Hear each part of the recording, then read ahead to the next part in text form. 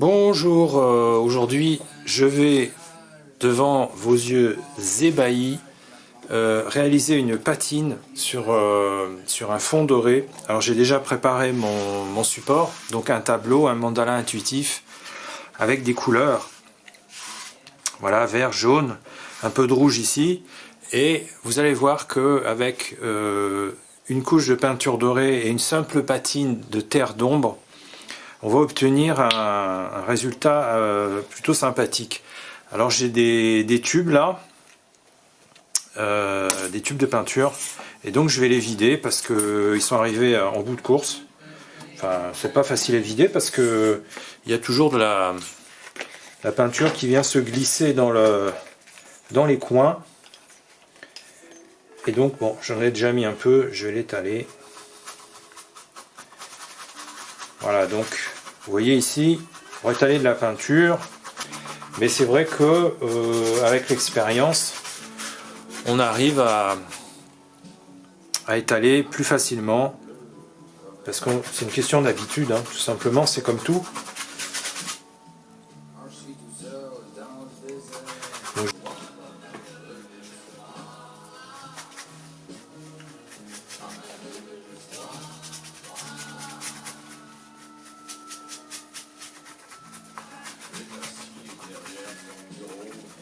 Donc on étale, hein, c'est-à-dire que là partout il y a des épaisseurs, eh ben on étale. Ça charge le pinceau, donc il faut essayer aussi d'étaler ce qu'il y a dans le pinceau le plus vite possible. Pourquoi? Parce que c'est de la peinture acrylique. La peinture acrylique sèche, la propriété de sécher rapidement, et si en plus vous l'étalez, alors là ça va encore 3-4 fois plus vite, et donc il faut aller vite, quoi, parce que sinon elle se durcit, elle se gélifie, et puis ça fait des grumeaux, ça fait des morceaux. Voilà, vous voyez là j'ai mis quand même un gros paquet, donc il faut vite étaler parce que ça peut faire des épaisseurs à un endroit et pas assez à d'autres. Donc là je me suis procuré un peu de matériel, j'ai travaillé officiellement, et avec un peu d'argent, je me suis racheté du matériel, puisque j'avais une caméra avant dont je me plaignais un peu parce que je n'étais pas au format cinéma du youtubeur lambda. Et aujourd'hui, je suis un youtubeur heureux, un youtubeur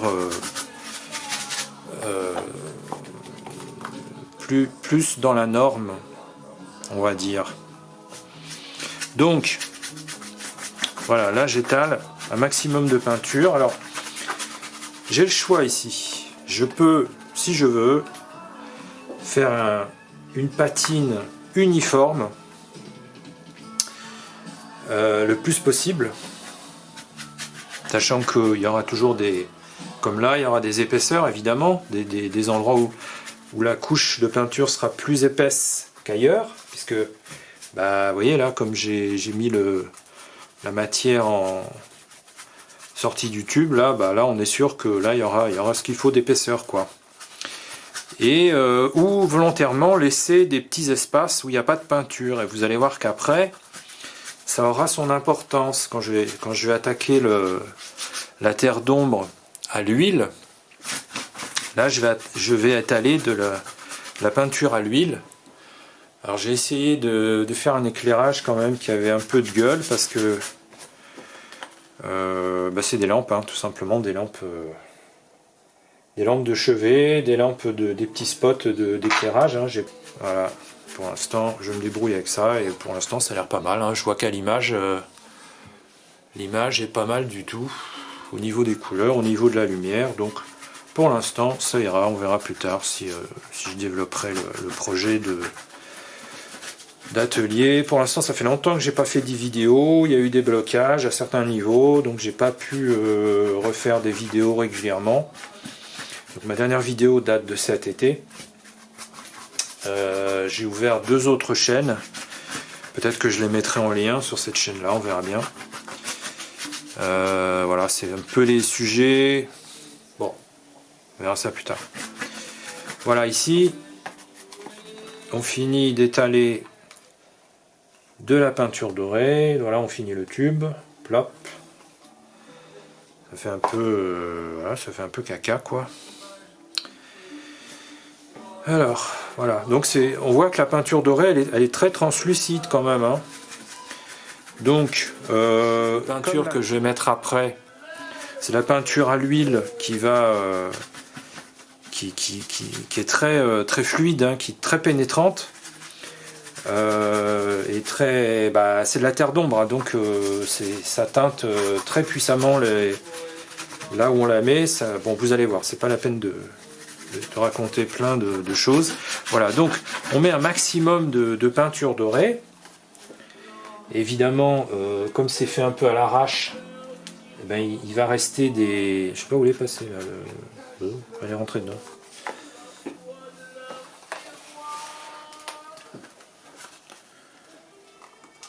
Voilà.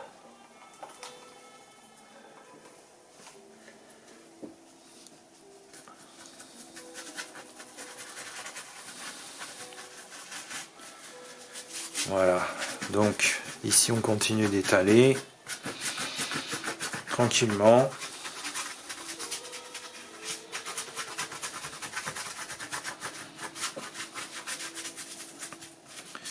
Enfin, tranquillement, rapidement, hein. Comme je vous ai expliqué, c'est une peinture qui sèche très vite. Donc il faut pas traîner, quoi. Sinon, on se retrouve avec des gros pâtés qui sèchent très vite.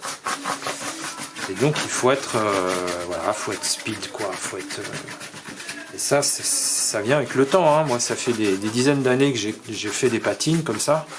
Donc je les connais un peu par cœur. Mais bon, voilà, je vais laisser sécher. Et après, on verra que vous allez voir après la patine terre d'ombre, ça prend un aspect passionnant. Ça prend un aspect beaucoup plus captivant. Voilà, donc j'ai un autre tube ici. Je vais pas prendre le temps de le vider parce que ça va être un peu long à tout vider dans tous les coins.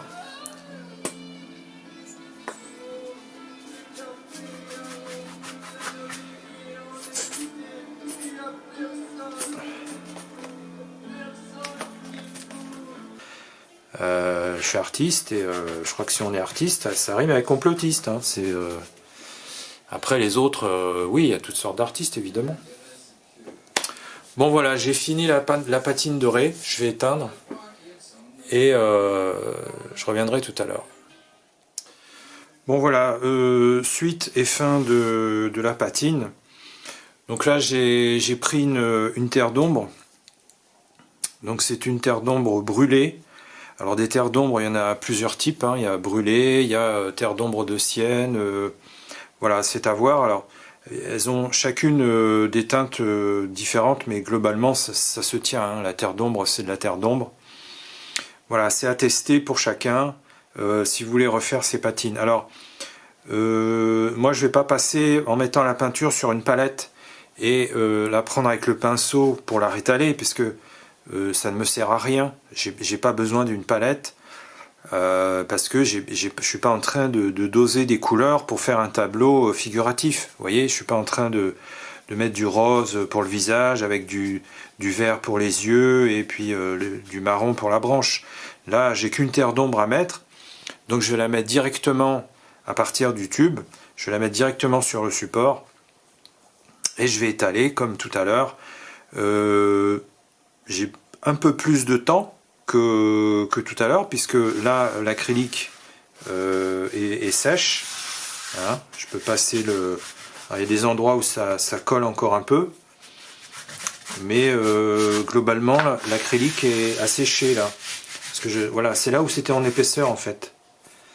C'est encore un peu, ça colle encore un peu. Où j'avais mis, si vous vous rappelez tout à l'heure sur la vidéo, où j'avais mis la peinture. Et donc ça colle un peu là, donc je vais essuyer un peu.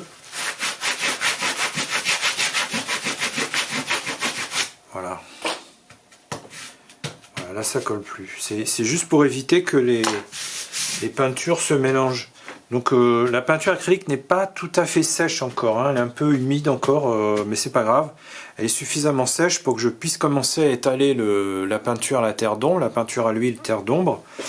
Et je vais la mettre directement depuis le tube sur le support. J'ai pas besoin de passer par une palette. C'est inutile. C'est du temps et du temps perdu et du temps, de l'énergie et de la peinture perdue. Et donc, comme je ne suis pas un artiste très très riche, désolé, je passe directement et ça va plus vite. Et j'utilise moins de peinture que si j'en laissais sur la palette. Qu'en plus après je suis obligé de nettoyer. Alors là cette peinture elle a quand même un peu figé avec le temps parce que j'ai pas une utilisation de la peinture très massive parce que voilà, je fais surtout des patines. Donc voilà, là j'ai mis suffisamment et maintenant je vais étaler tout simplement. Je vais étaler sur tout mon support. Et voilà, donc j'ai des endroits où c'est vraiment très pâteux, mais il faut étaler quand même, voilà, il faut continuer à étaler. Et vous allez voir, donc il faut bien étaler tout le... Alors ça c'est, normalement c'est contenu dans le stage, hein, les stages que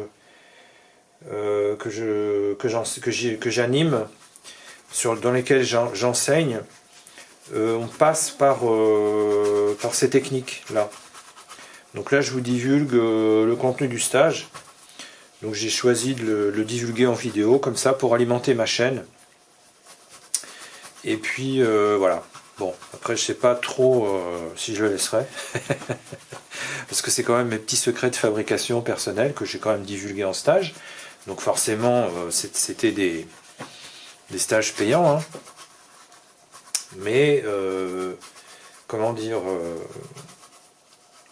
bah là c'est pas payant, hein, c'est gratuit, mais si vous pouvez me lâcher un petit like et un pouce bleu, ça m'arrangerait.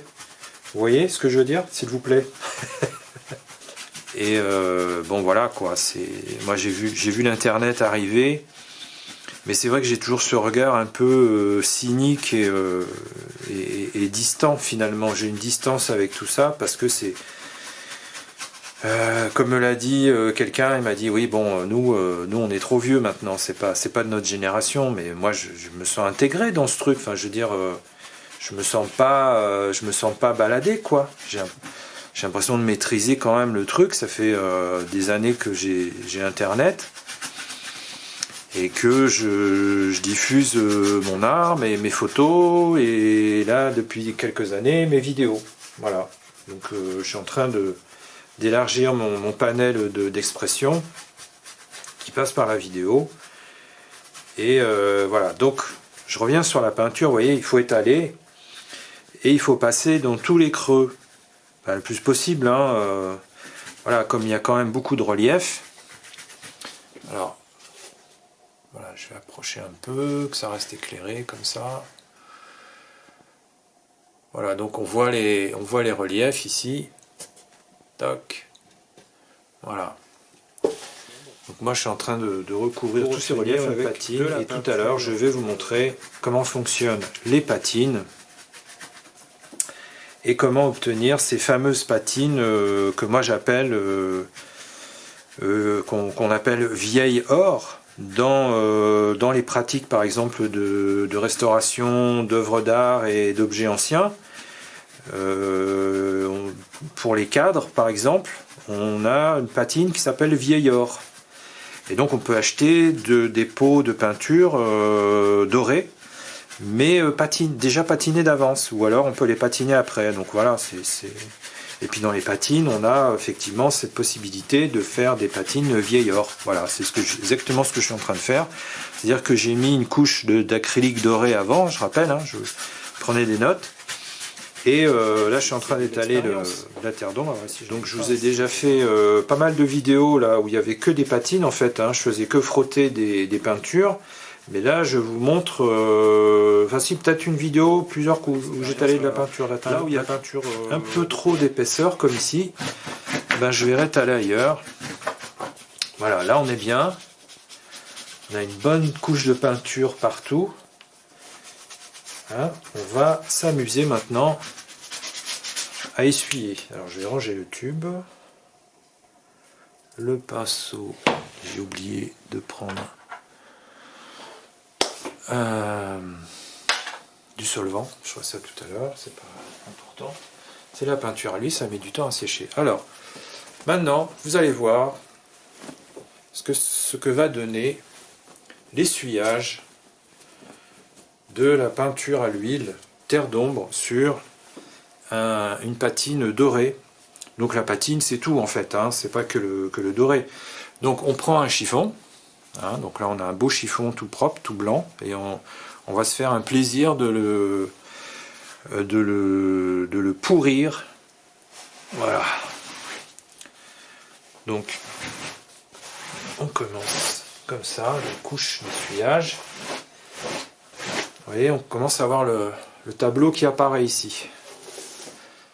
Alors, je vais essayer de le tourner dans le bon sens. La lumière, ça va pas. Ouf, c'est pas évident de gérer de la peinture avec des éclairages. Voilà. Bon.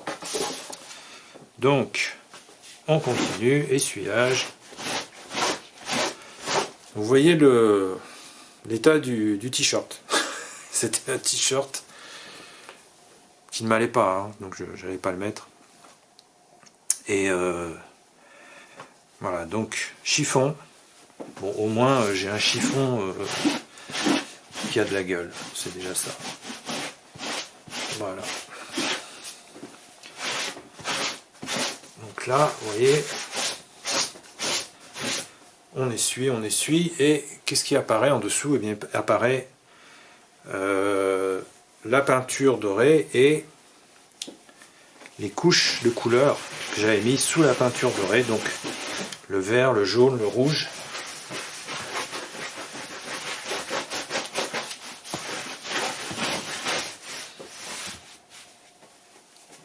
Donc j'en ai plein sur la nappe là, hop.